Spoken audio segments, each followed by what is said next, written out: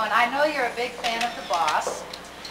Okay, two questions, please. How do you think his new releases compared to his older ones? And have you ever had an opportunity to meet him? And if you have, tell us about it. This lady knows that I'm a major fan of Bruce Springsteen. And she wants to know what I think of his new releases as opposed to the old ones. He's got two new releases out, Lucky Town and The Human Touch. And I really like Lucky Town a lot. I think Lucky Town is really good.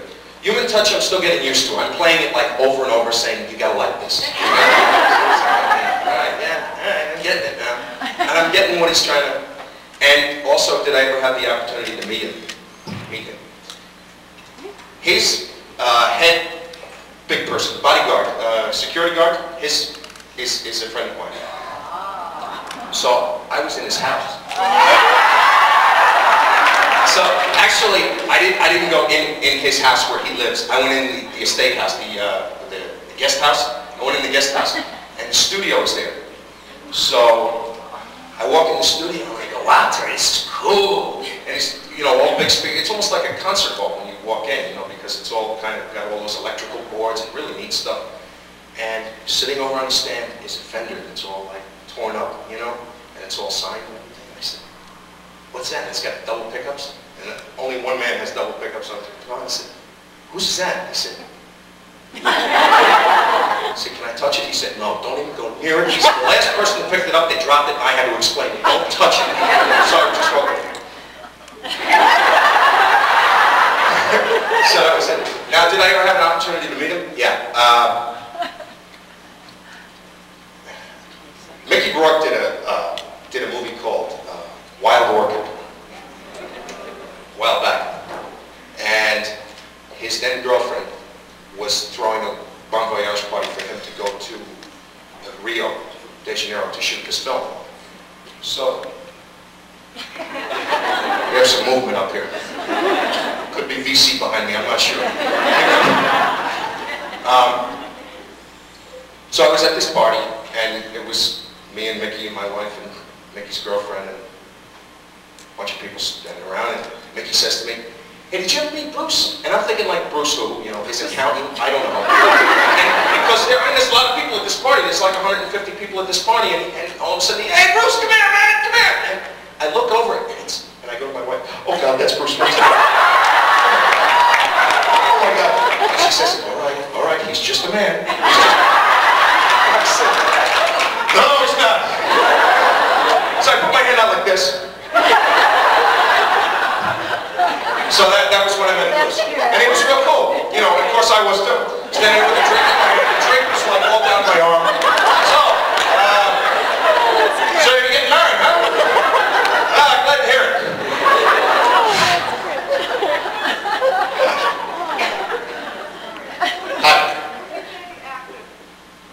My favorite actor? I have a lot of them.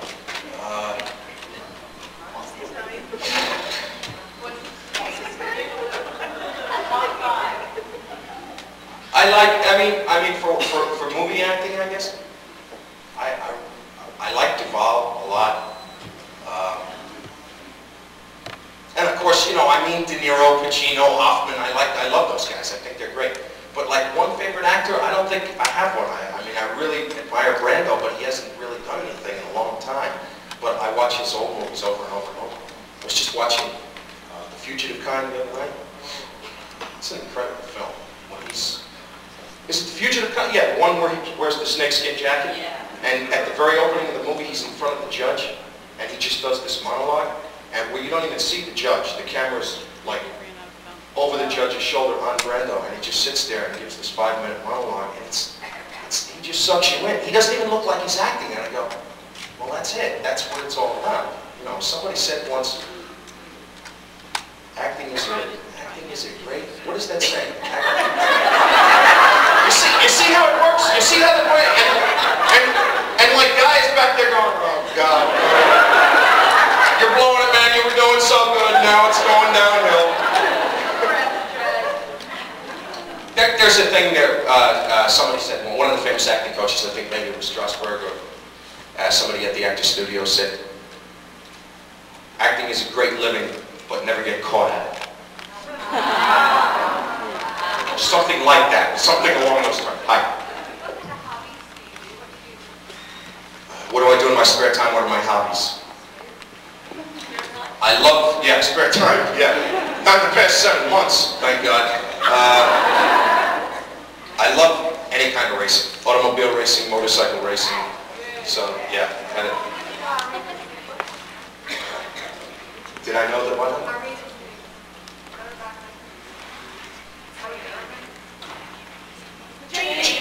Oh, no, I didn't know that. I'm sorry. No, I didn't know that. I went up to, no, I don't participate. No, not anymore. No, my bones won't take it anymore. No, it hurts too much when you fall down now. I used to race motocross years ago when I was a kid. And now I just go and watch the young guys do it. And fall down. Say, see, that could be me out there. I went up to Laguna Seca right before I left for Italy and watched the not Grand Prix, but Superbike up there. And I went up there with Team Suzuki because they're friends, and so we just went up there and had a great time. And I watch any kind of racing. Of course, I missed Indy this year, and I heard it was like the best Indy in 10 years. And I was in Italy, and I didn't get to see it. I guess it was Goodyear and Allen's are like. Well, usually with the Indy, it's like one car is way out front and like the rest of the field is way back here, and you say, oh gee, what an exciting race this is. You know, but I guess this year it was a fight for first place all the way. So, and I missed it. Not all the way, just a few. Do I like NASCAR? Yeah. Any kind of automobile racing, yeah, I love it. Days of Thunder, they said when it came out, it got reviewed that it was like the worst movie of all time. I think I watched it about 400 times. My wife will come out of the bedroom and say, oh, not this again! Oh, you gotta be kidding me! And I'm like, I know this word, wait a minute, I know these lines. Listen to what he says here. So, I mean, and the racing, I just love it. Hi. This morning we were doing a panel, and there was one of the gals on our panels had really interesting things. She was reading in a, Margaret, what was that magazine? Oh, that one we were talking about Roy's statement. Oh, Roy McKee's did an interview with Equalizer fandom, that's Roy and Edward Woodward, and he said something about he read the Beauty and the Beast script. This was like done a month ago. And I said, whoa, what's he talking about? You know anything about this movie? I know you talked to Roy. Okay, she's saying that there was a panel this morning with a bunch of people in it, obviously, and somebody said, Roy said something, possibly Roy said something about having had read the Beauty and the Beast feature script. Right. I haven't heard anything about it. You know of a story treatment? No. You see, I've been out of commission, like I haven't been in touch with anybody. The last time I spoke to Kaz was like back when I was doing the Warner Brothers pilot, because I called him to wish him luck, because he was doing something, I forget what it was. And no, it wasn't Life in Times, it was something he did after. Running Delilah. Saving Delilah. I knew it was something. I told somebody last night it was Man and Machine, but who knows? I don't know. But anyway, I called him to wish him luck, and I told him that I was doing a pilot for Danny Bilson. And so, I don't know anything about it. He didn't mention anything to me about it. And I haven't seen Hamilton in like a year. Roman I spoke to right after he came back from Mexico, and he was like still getting over jet lag, so he was out to lunch. Yeah, I'm really tired. Can I go down here? Okay. So I didn't get much out of him. So yeah, I'm the last to know. I'd be the last to know, I think, but I can find. I'm getting this from. There's an airplane coming in.